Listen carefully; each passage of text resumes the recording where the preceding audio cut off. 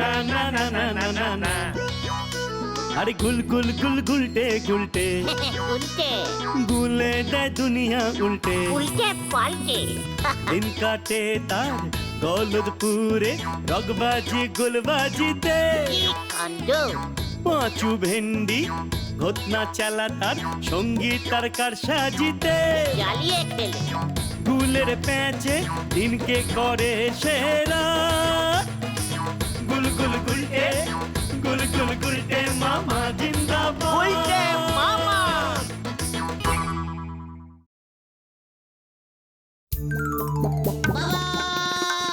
বাবা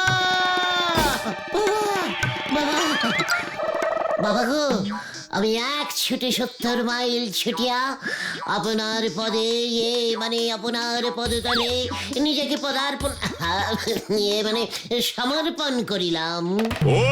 উঠে বস বৎস। বাবা মনে বড় কষ্ট। কিসের কষ্ট তোর? পকেটে যে নোট নাই, আসলে পকেট যে সব সময় ফাঁকাই থাকে বাবা, তাই তো আমি সব সময় নোট চাই। তোর দৌড়ে আমি খুশি হইয়াছি। এক ছুটে 70 মাইল, বাহ! আমার প্রতি তোর এই ভক্তি দেখিয়া আমি মুগ্ধ। এই নে হাত পাত। এটা কি প্রভু? আমার পদধূলি। আমার যে টাকা চাই, মাটি নয়। এই ধূলি কণা মাটি কাল সকাল হইলে খালি পেটে কপালে ঘষিয়া ঘষিয়া মাখিবি, তারপরে দেখিবি তোর কপাল কেমন খুলিয়া যাইবে। রাজা হইবি তুই, রাজা। এ কি আমি শুনছি? আমি রাজা হয়ে যাব? তার মানে আমার কাছে রাজকুশাহার ভর্তি টাকা পয়সা, হিরে জহরত মণি মুক্ত। ওরে বাবা, ওরে বাপরে, ওরে বাবা, কি স্বপ্ন দেখলাম আমি? সাধু বাবা বলল আমি রাজা হব। পদধূলি পদধূলি কোথায়? ধুলি চাই, আমি ধুলি মাখবো কপালে, ধুলি মাখবো। শেষ পর্যন্ত আমার কপালে যে রাজা হওয়া ছিল সেটা আমি আগে বুঝতেই পারিনি রে। কিছুদিন আগেও যদি বুঝতে পারতাম রে পাঁচু। কিন্তু তুমি তো এখনো রাজা হওনি গুলটে মামা, স্বপ্ন দেখেছো মাত্র। আর তাতে এভাবে কপালে ধুলো বালি মেখে বসে আছো। চুপ কর ভেন্ডি, তোরা হয়তো ভুলে গেছিস ভোরবেলার স্বপ্ন সত্যি হয়, আর স্বপ্নটা আমি ভোরবেলায় দেখেছি রে। কিন্তু রাজাটা তুমি হবে কোন রাজ্যের সেটা কি তুমি দেখেছো? ঠিক বলেছিস তো, উত্তেজনায় আমি এটা জিজ্ঞেস করতেই ভুলে গেলাম সাধু বাবাকে। তাহলে কি তোমাকে আবার যুদ্ধ করে রাজ্য জয় করতে হবে? অন্যের বড় ভাতে ছাই দেওয়া তোর বরাবরের অভ্যেস ঘটনা। যেই দেখলি আমি রাজা হতে চলে আছি অমনি তুই টুক করে একটা যুদ্ধ ঢুকিয়ে দিবি। কিন্তু সত্যিই তো, রাজা হতে গেলে একটা রাজ্য তো চাই। সাধু বাবা তো রাজ্যটার কথাই তোমাকে বললো না।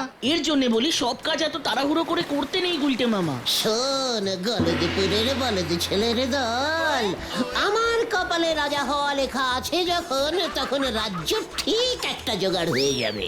এই গুলটে মামা, বলছিলাম তোমার কপালটা আরেকটু ভালো করে পড়লে হয় না?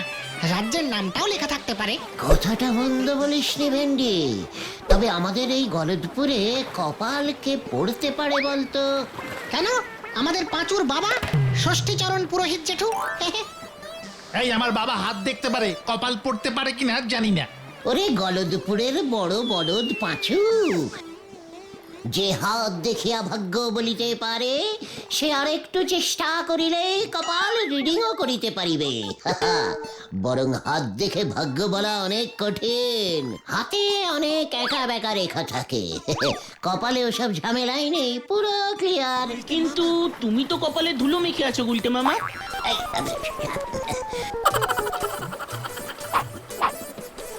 এই আমি কপাল ক্লিয়ার করলাম, চল এখন পাঁচুর বাবার কাছে যাওয়া যাক। রাজা হওয়ার সুযোগ কিছুতেই হাতছাড়া করা যাবে না। ঠিক আছে চলো, বাবা মনে হয় এখনো বাড়িতেই আছে।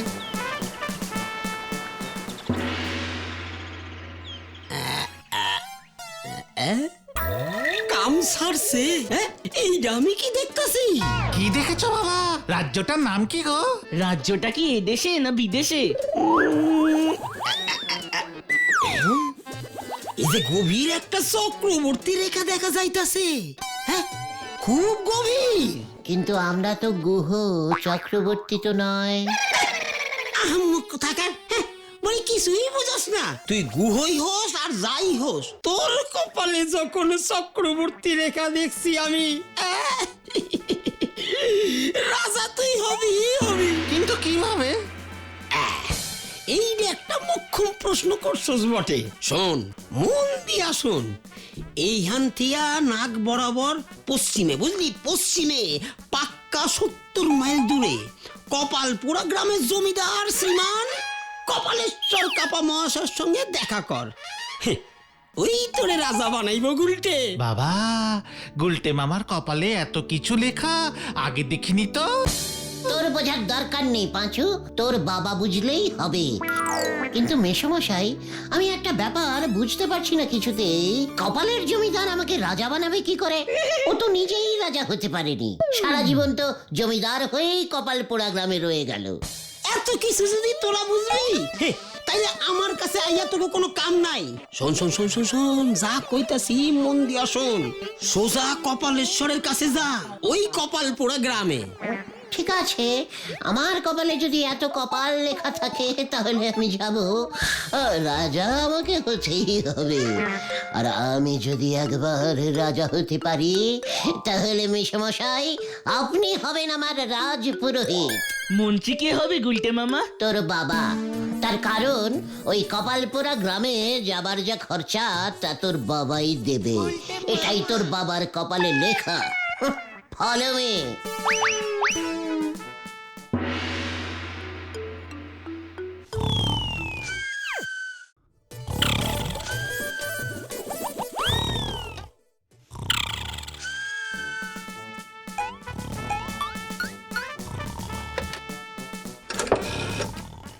হ্যালো, এই আপনি ওই কপালপুরা গ্রামের জমিদার কপালেশ্বর বাবু কইতাছেন তো? তা ষষ্ঠী চরণ নাকি?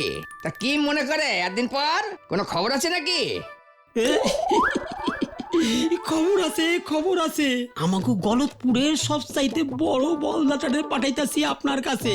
দেখেন তো যে আপনার ওই মাইয়া ঝুমকা লতারে ওই বলদটার গলায় ঝুলাইতে পারেন কিনা। ছেলে কি করে? গুলতানি মাইরা দিন কাটায়, যারে কয় নিপাট বেকার। এমন ছেলে ছাড়া তো আপনার ওই ঝুমকা লতার জন্য পাত্র পাওয়া মুশকিল। কারণ এই ঘর জামাই পাওয়া না অত সোজা না। এই বলদটারে, হ্যাঁ এই বলদটারে আপনি এক কাজ করেন, ওই জমিদারির লোভ দেখান আর আপনার মাইয়ার লগে তারপরে সুখে শান্তিতে ঘর করব। নয়তো আপনার জমিদারি যা অবস্থা, এই বাজারের থেকে আর ভালো ঘর জামাই পাইবেন না। ঠিক আছে, কালই পাঠায় দাও তাহলে। রাজ্য সহ রাজকন্যার লোভ দেখাইবেন, মনে থাকে জানো? আচ্ছা আচ্ছা, আমি এখন ফোনটা রাখলাম, বুঝলেন তো? একবার যদি দাওটা লাইগা যায় তাইলে মোটা আমদানি হইব।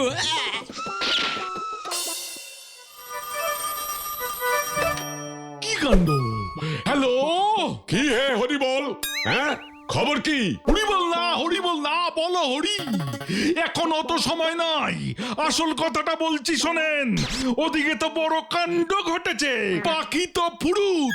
মানে কথা কার পাখি? কোথায় ফুরুত হলো? ইয়ে মানে আপনার পাখি। কি কাণ্ড!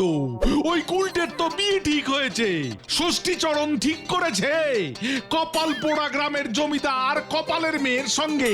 কি কাণ্ড! কি মানে কথা? আমার এত বড় পোড়া কপাল হতেই পারে না। ওই গুলটের যদি বিয়ে হয় মানে কথা, তবে আমার মেয়ে পটেশ্বরীর সঙ্গেই হবে। এই আমি তোমায় শেষবার বলে দিলাম হরি বল। আগে বলো হরি। ওই একই হলো, হ্যাঁ ওই বলো হরি হরি বল সবে একই। তুমি এখনই এই বিয়ে আটকাও, নয়তো রোজ সকালে লাউ কুমড়ো কাতলা মাছ সব বন্ধ। কি কাণ্ড! এবার আমি কি করি? মানে কথা ওই পোড়া কপাল গুলটেকে আটকাও, কিছুতেই যেন ও ওই কপাল পোড়া গ্রামে যেতে না পারে। তা না হলে কিন্তু তোমার কপাল পুড়বে এবার হরি বল। আগে বলো হরি।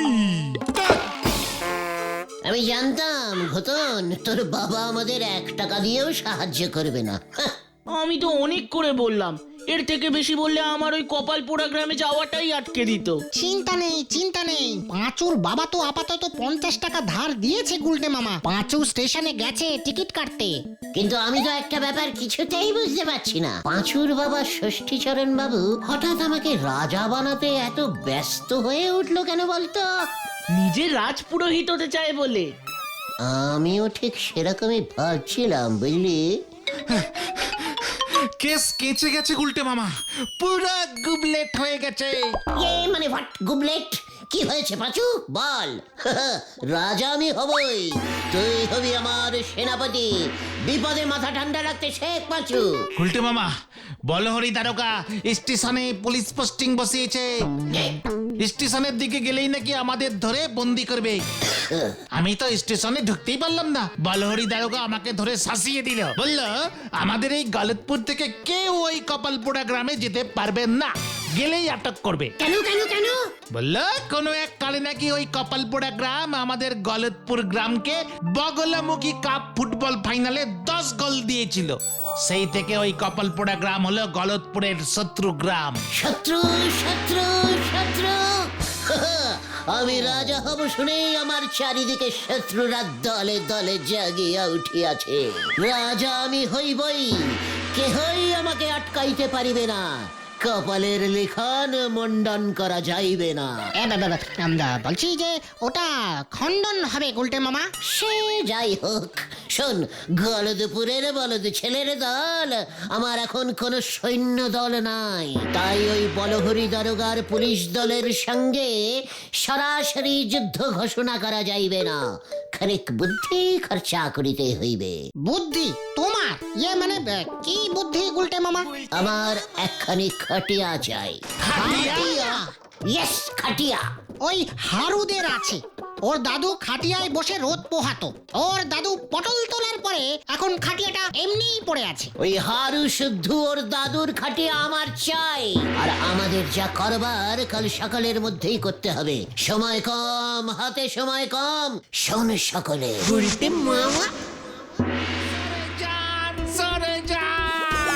সিরিয়াস পেশেন্ট আছে, সিরিয়াস পেশেন্ট আছে।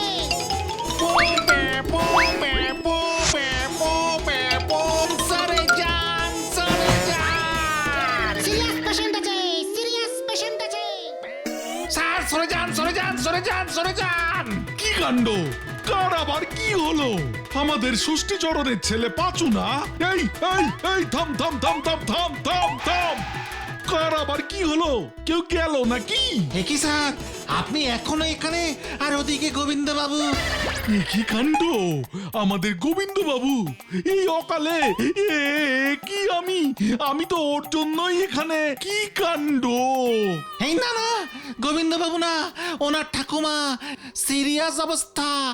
এই যায় আর কি, আমাদের গলতপুরে তো অ্যাম্বুলেন্স নেই, তাই আমরা এইভাবে ওনাকে হাসপাতাল নিয়ে যাচ্ছি।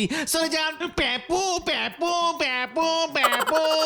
কি কাণ্ড, আগে বলবি তো। গোবিন্দ বাবুর ঠাকুমা সে তো অনেকদিন আগেই গত হয়েছিলেন বলে শুনেছিলাম। প্যাপো প্যাপো, ভুল শুনেছিলেন।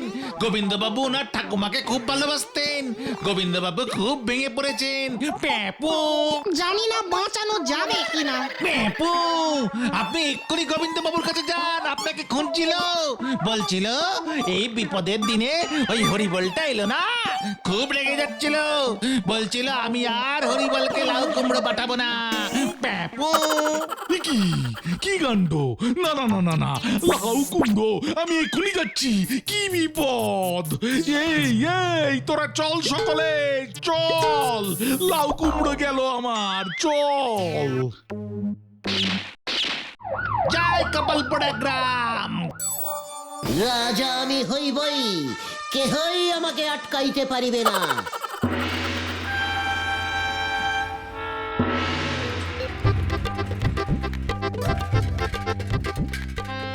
পাঁচু, তোর বাবা হঠাৎ করে আমার এত ভালো কেন করলো বলতো? সেটাই তো বুঝতে পারছি না গো। সে তোকে বুঝতে হবে না। তাছাড়া আমার সঙ্গে সঙ্গে তোরও তো কপাল ফিরে গেল। আগে তুমি রাজাটা হও। এই শেষবারের মতো রিক্সা চড়ে নে। এরপর তো সবসময় রথে চড়ে এদিক সেদিক যেতে হবে।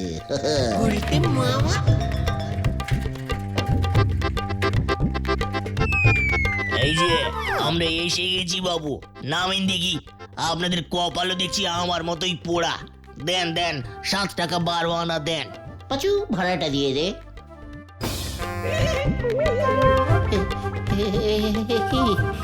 এটা কি? এই ছিল তোর বাবার মনে পাঁচু? এখনই এত মন ভেঙে কাজ নেই গুলটে মামা। এত কষ্ট করে এত দূর যখন এসেই পড়েছি, তখন ভেতরে ঢুকে দেখাই যাক না। হ্যাঁ হ্যাঁ, তাছাড়া দিনের বেলায় ভূত আসে না, বেগতিক দেখলে পালাবো। ঠিক ঠিক ঠিক, চল চল।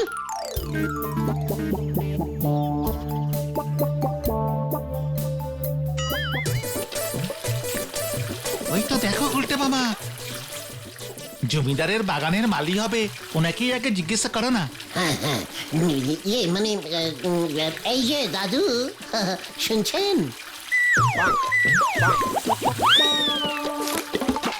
আমি দাদু হলে তুই কে রে হতচ্ছাড়া? নিজের বয়সটাকে ভুলে গেছিস? এই বয়সে নাতি হতে চাইছিস? এই মানে দাদু, মানে না, মানে বলছিলাম কি, আমরা জমিদার বাবুর সঙ্গে দেখা করতে এসেছি। ওই গলতপুরের ষষ্ঠীচরণ মুখুজ্জে মশাই, উনি আমাদের পাঠিয়েছেন।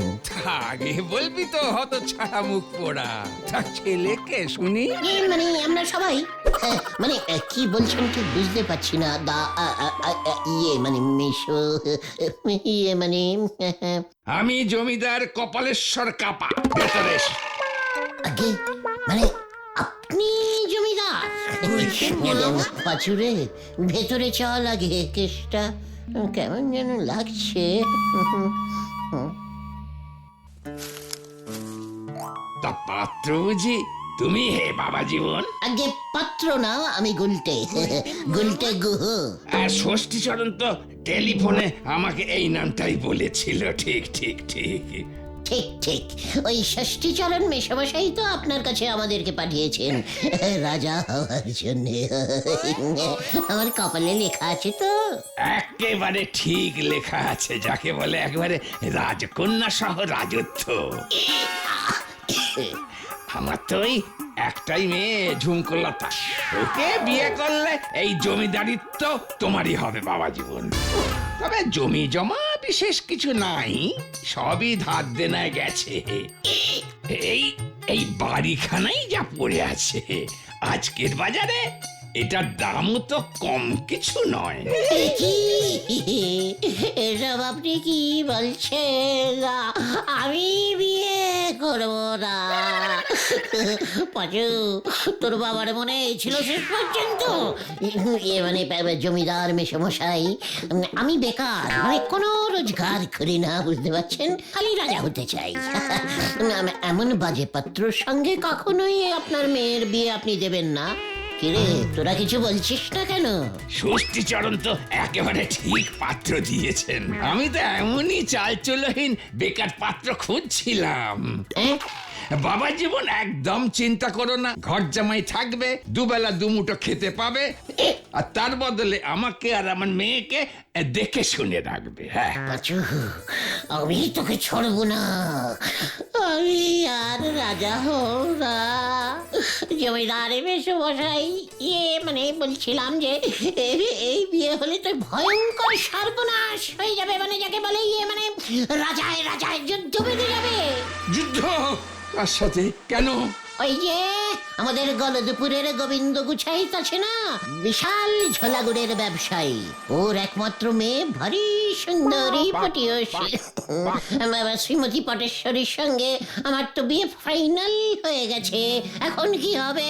তাহলে ওই ষষ্ঠীচরণ পুরোহিতকে পাঠালো কেন?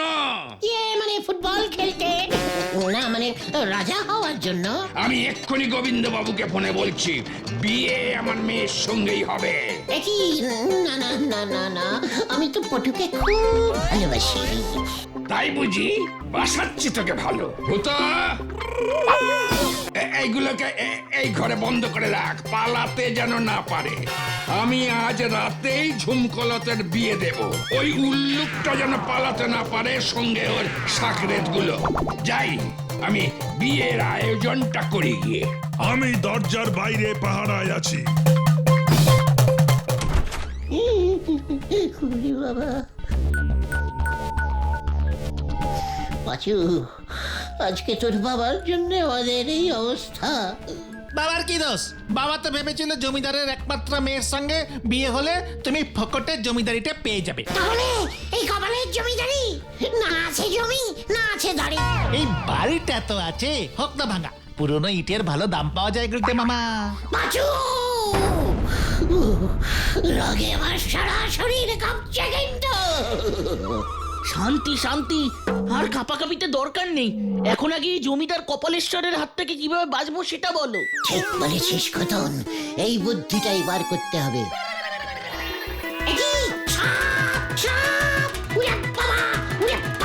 কোথায় কোথায় সাপ? ওই তো সাপ, ওই তো সাপ। এই যে মরে গেলাম রে। আমি মরলে ঝুমকলতার বিয়ে কার সঙ্গে হবে রে পাঁচু? সাপ কাহা, সাপ কাহা? আহা সাপ, আহা সাপ, আরে পালা রে।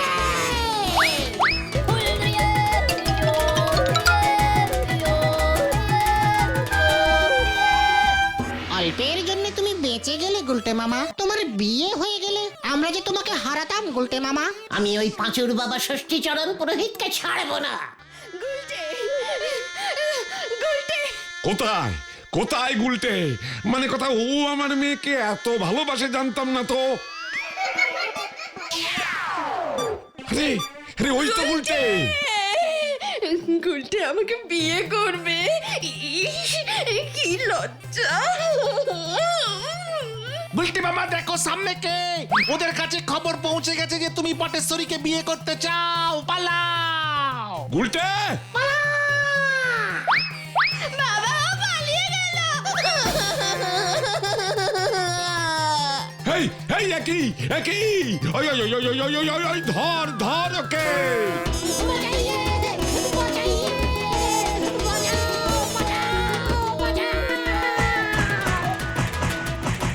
আমি আর রাজা হতে চাই না রে ভাই টুগন। কেন? রাজা হলে আমি কি তোদের সঙ্গে আড্ডা আর মারতে পারবো রে? গলে দুপুরের বলদ ছেলের দল। ফোকটে আমাদের আড্ডাটাও বন্ধ হয়ে যাবে, আর আড্ডা ছাড়া যে আমার জীবন বৃথা ভাই টুগন। তাই আমি তোদের গুলটে মামা হয়েই থাকতে চাই, আর আড্ডা মেরে এই জীবনটা অতি কষ্টে হেসে খেলে কাটিয়ে দিতে চাই। হ্যাঁ রে। জয় গুলটে মামার জয়।